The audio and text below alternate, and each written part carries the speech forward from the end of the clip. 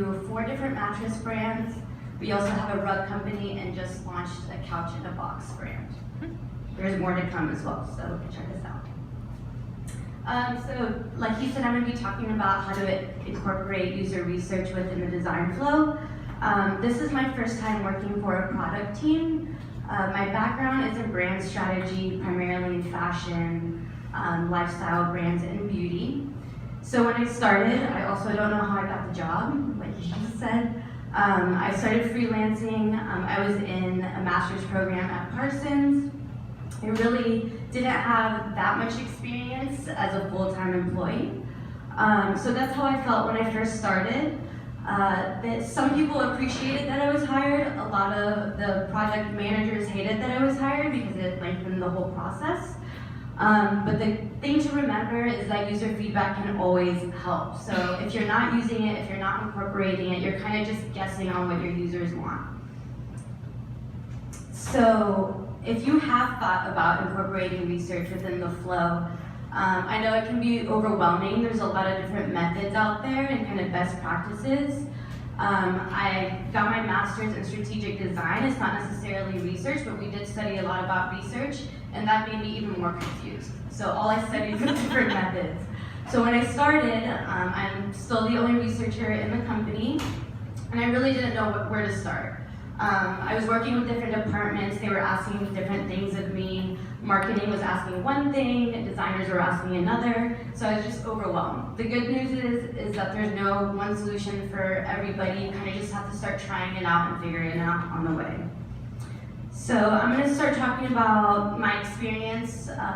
It's really only my experience, and like I said before, it might be different from yours or how yours will play out.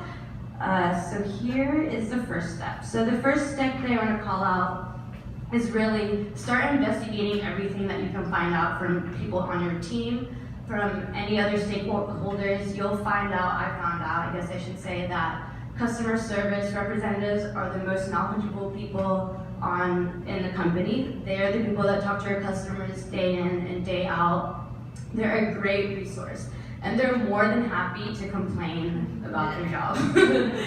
So what I did is create a Slack channel that was just customer service feedback. And it's just all day messages of complaints from customers, complaints about our website, complaints about our product, complaints about our delivery time, and that's kind of where I go to as a starting point every day.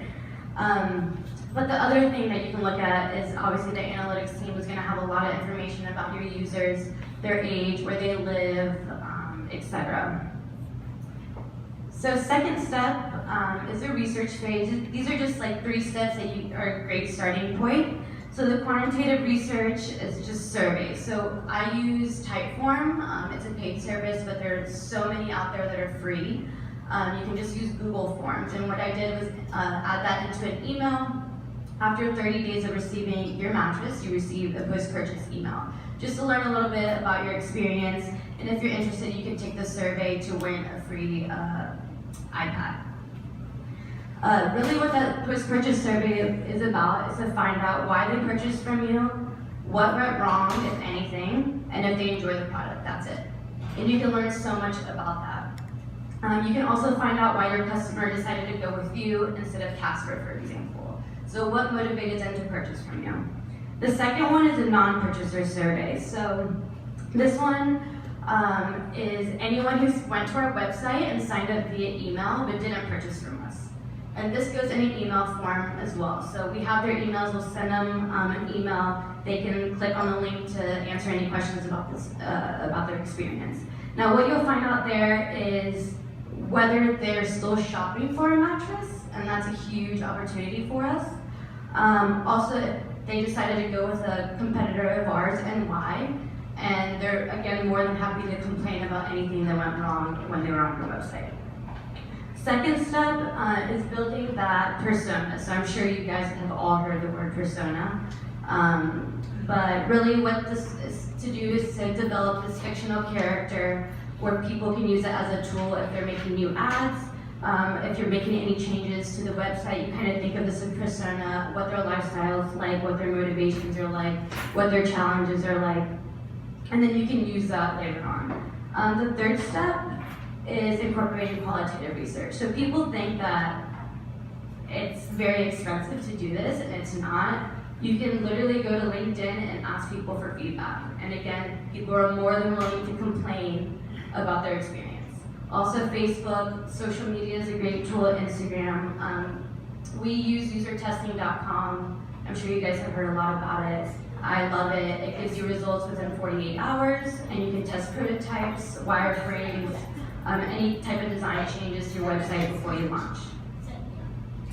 So the next step is to use everything you learned from the last 3 steps and build out that customer journey. Again, I'm sure you guys have heard customer journey a million times.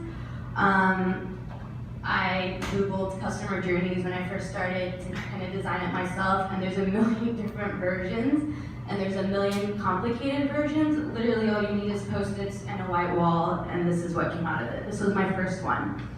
This is just mapping out the customer journey in steps, and you'll see under it, it's just questions that I wanted answered at first. You'll start realizing any unknowns that the company has. So any questions. So for example, we didn't really know what the unboxing and setup experience was like for customers. We kind of just assumed and thought that our instructions were great. But it ends up that they weren't. So my boyfriend and I bought a mattress, or they gave us a mattress, I should say, and I followed the instructions and they weren't great. So those are changes that you can easily make. He's my guinea pig a lot for a lot of things. But like she said, you can use your friends, you can use anybody, you can use your parents. So we're trying to cater more to an older demographic now, so how is that going to work? So I'm going to walk through an example so you can kind of have this in your head. When I started, a big unknown was to understand why people were dropping off at checkout. So we didn't have a problem getting customers to our site through ads. We didn't have a problem getting people to interact with our PDP pages, and we actually didn't have a problem getting people to add to cart. It was really they were dropping off at checkout and we didn't know why. So before I go through this example, you'll see here in blue, that's kind of what our design flow looked like before. To iterate again, I should say I'm not a product designer. This is my first time, my first rodeo, so if you hate this, that's fine. Just give me feedback. But basically in blue, that's what it looked like before, and then it's orange, that looks brown, but those are little post-its are where I kind of incorporated research and user feedback within our flow. So for this example in particular, of why customers are hesitating during checkout, I started with the persona. So I knew why the customer needed a mattress. So I knew that they were in some sort of transitional state in their lives. So they were either moving, they were recently married and needed a bigger mattress. They're recently divorced and their wife took their mattress and they needed a new one. Whatever it might be, I just knew that they were in some transitional state. So using that as an example, say somebody who's moving, I thought maybe we need to redesign our checkout page.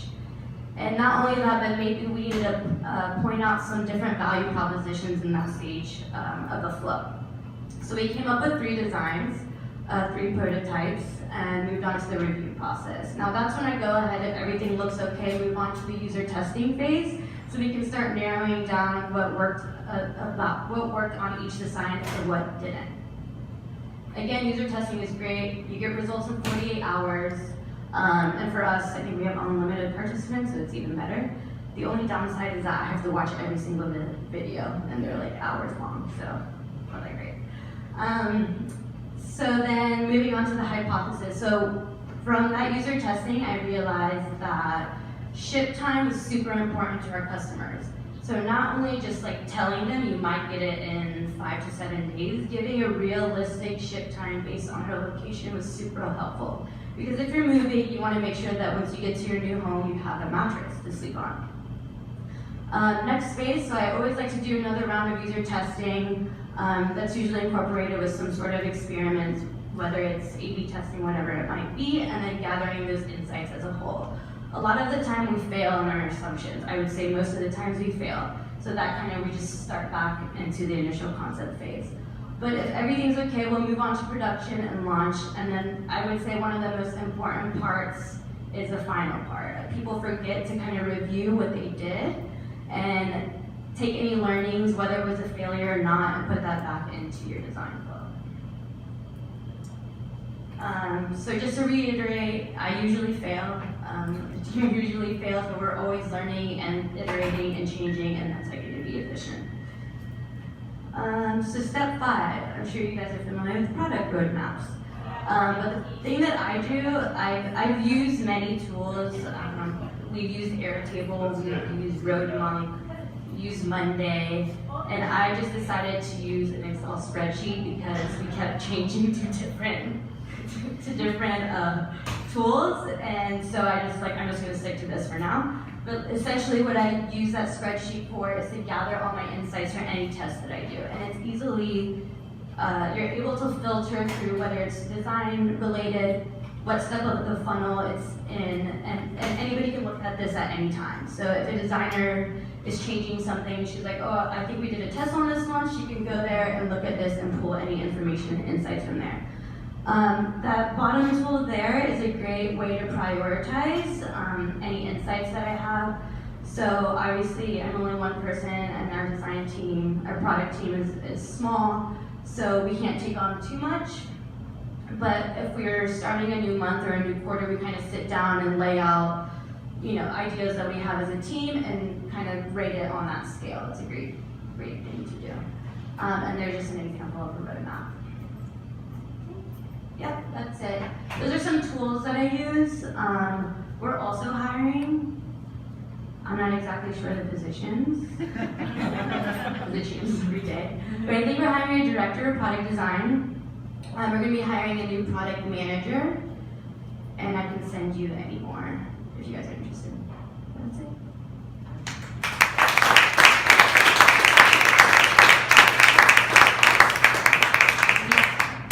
Oh yeah, any questions?